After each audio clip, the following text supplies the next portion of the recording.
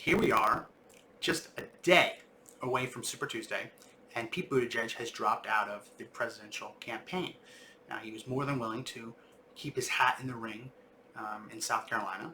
He had a terrible showing there and announced to his supporters and his staff last night that he no longer saw a path forward and he was dropping out of the race. Now, what's interesting is that it seems before Buttigieg told his staff and his supporters, he wanted to tell someone else. He tried to leave a message for Joe Biden, but allegedly, according to a recording that's making the rounds on social media, Pete Buttigieg left the message on the wrong number, for the wrong number. He misdialed. So on this message, he says he's looking to talk to the vice president to share some news about his campaign and asking Biden to call him back. He misdialed, so someone else got that message and put it out for the internet to see. But it's interesting.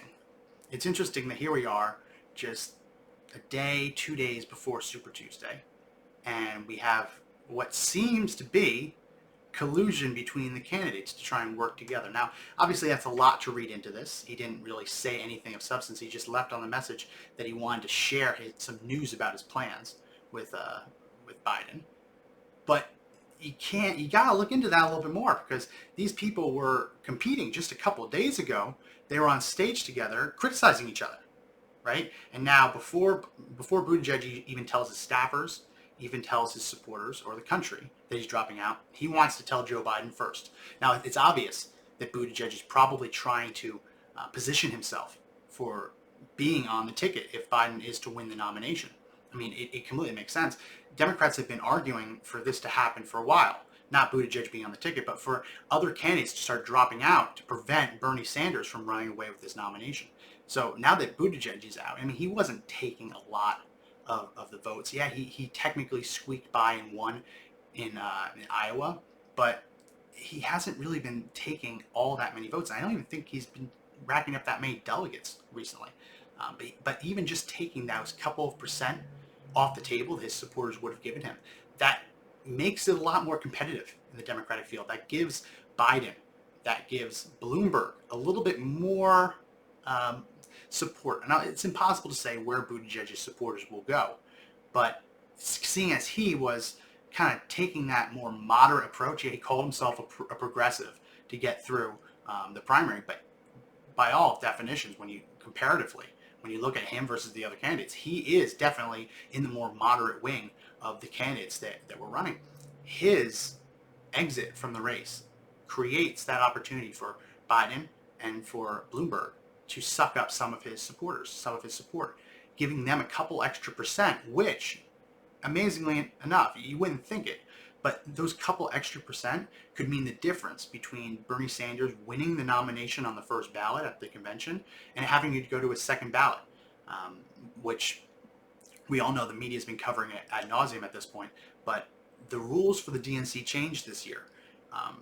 At Bernie Sanders supporters' insistence. They were tired of the superdelegates running the show, so they forced the DNC to change the rules so that on the first ballot at the convention, the delegates that go there are pledged to their candidates, the candidates that the people voted for.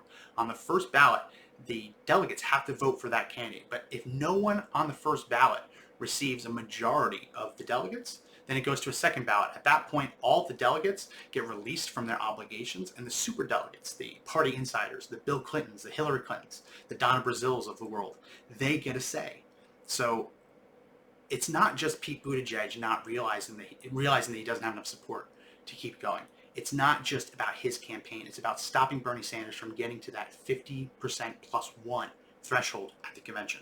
And if the establishment can do that, then you're going to have a contested convention, which means not only would Bernie Sanders or whoever has the plurality of votes not win on the first ballot, but it doesn't even have to be a candidate that was even in the running, right? Hillary Clinton could jump in the race and be the white knight to swoop in and be the party's front runner at a contested convention. Once it gets to the second ballot, it can be anyone. It doesn't even have to be someone who was on any of the state primary or caucus ballots.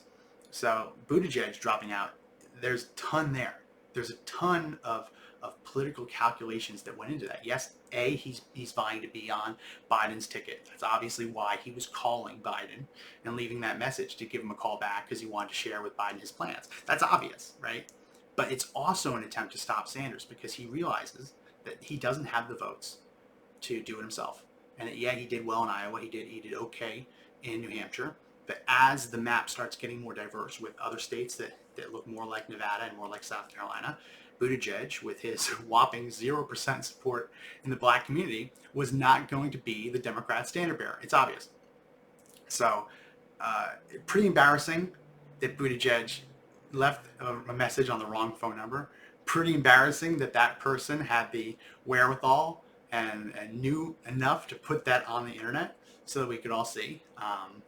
But yeah, keep your eye out for it, because if Joe Biden announces that Buttigieg is going to be his VP, then we'll know why. We'll know that there was some kind of dealing behind the scenes to try and get Buttigieg to drop out to prop Biden up. So it's going to be fun to watch. The longer the Democrats go, the longer that they fight with each other, obviously that's better for Donald Trump. They're spending money, they're spending their war chest fighting each other as opposed to fighting the president. And if we can get to a contested convention, if we can get to the convention and there be no winner after the first ballot, and it goes to the superdelegates, the elite, the party insiders that stole the election from Bernie Sanders last time around, if it gets to that, and the Democratic Party becomes that fractured, and you see the Bernie Sanders supporters leaving, right? He's not even technically a Democrat. He's an independent. He's a Democrat just to run. But in all other reasons, he's technically an independent. If they can do this, if they can keep fighting and go through the entire primary process, fighting each other, whoever comes out, whether it's Bloomberg, Biden, Sanders, or someone else that we don't even know about yet who might swoop in, they're going to be beaten, battered, and bruised, and Donald Trump is going to eat their lunch. So keep an eye on this, because this is not going to be the last Democrat to drop out. You still got people like Elizabeth Warren, who isn't even leading in her home state of Massachusetts, right? If Elizabeth Warren loses her home state on Super Tuesday tomorrow, she's out. She has to be out.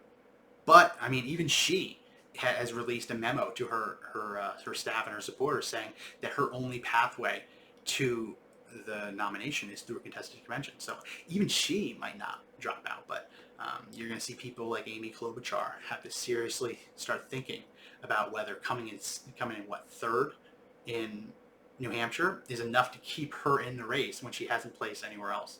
So keep an eye on this. It's going to be fun to watch. I always love watching the Democratic Party implode. It's always enjoyable. And as more of these things come out of different candidates colluding with one another and working behind the scenes to try and shape the election, we're going to cover it, because this is too funny not to.